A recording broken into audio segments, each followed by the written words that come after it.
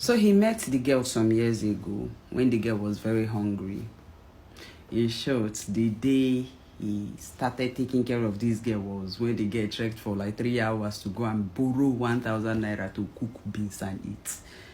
And then he got a tip off from the person that lent the girl the 1,000 naira, and immediately he sent the girl 50k to eat.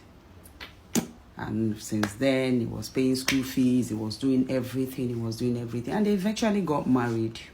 You understand? Maybe 2 years after they started dating, they eventually got married. And that was it. All his life is around this woman. All his life. He's built house for this woman. He's bought property for them as a couple. He's bought landed property, built-in properties, cars, changes her car every now and again. Started a multi-million naira business for her. But then, Madam has become an irritant. Madam has chased away his family from him. Madam has chased away his friends from him. Madam has chased away anybody and anything that matters away from him. And Madam has refused to give him a child.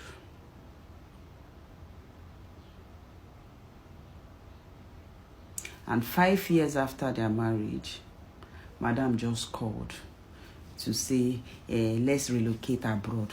Let's relocate abroad. My business is no longer, that is a booming business. In short, when he came to Nigeria, and because he had to fence some of his properties, develop some of his properties, and Madam had to feed him for a few weeks. It remains more than for seeing for newspaper.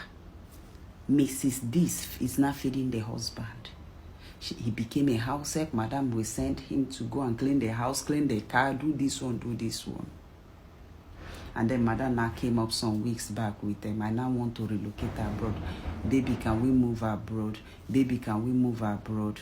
And then the next thing now is some days back, Madam now called him to say, I am no longer interested in the marriage. I no longer love you.